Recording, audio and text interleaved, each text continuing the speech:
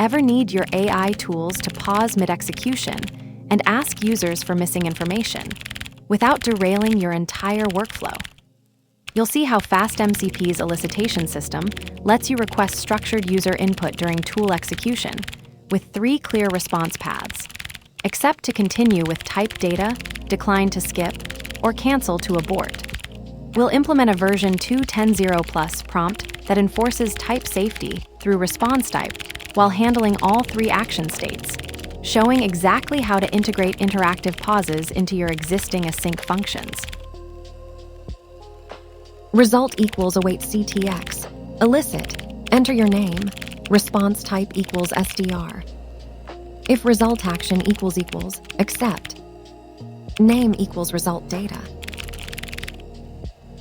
This demonstrates the user elicitation pattern, a structured approach for creating interactive workflows that can pause execution to request input from users or AI agents.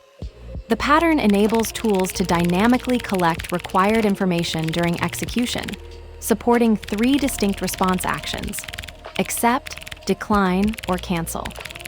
What makes this distinctive is its integration with FastMCP's type system, where response validation happens automatically based on declared types, while maintaining clean separation between business logic and interaction handling. The pattern operates through FastMCP's context object, which manages the asynchronous request-response cycle introduced in version 2.10. When a tool calls ctx.elicit, it specifies both a prompt and an expected response type that can range from primitives to complex data classes or enumerations.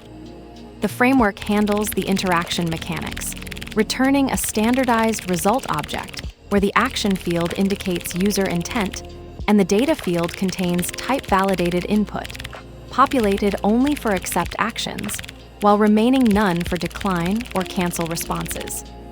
This approach solves the common problem of incomplete information in automated workflows by enabling tools to adaptively request missing parameters. It's particularly valuable in AI agent systems, approval chains, or multi-step processes where human judgment or additional data may be required. The trade-off is slightly more complex tool design, but the benefit is robust, type-safe interactions that maintain clean separation between your core logic and the user interaction layer. Let's break it down line by line. Result equals await ctx. Elicit. Enter your name. Response type equals SDR.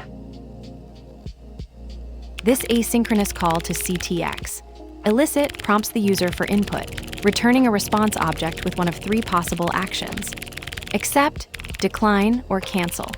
The response type equals SDR parameter enforces type validation on the input, supporting not just primitives, but also data classes, enums, and literal types, while data contains the validated response only when action is accept, otherwise none.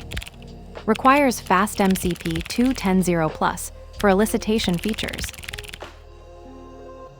If result action equals accept. This verifies the user explicitly accepted the prompt, not declined or canceled it. FastMCP's elicit function returns an action field with 3 possible states: accept, decline, or cancel.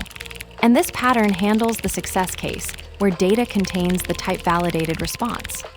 The response type parameter enforces type safety for complex inputs including data classes and enums, with data remaining none for non-accept actions. Name equals result data.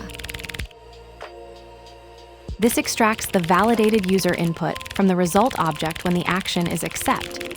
The data field contains the type-validated response enforced by response type, which supports primitives, data classes, and enums, though it remains none for decline or cancel actions.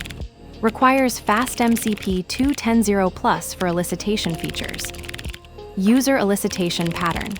The ctx.elicit method enables interactive workflows by pausing tool execution to request structured client input, with full type validation through the response type parameter.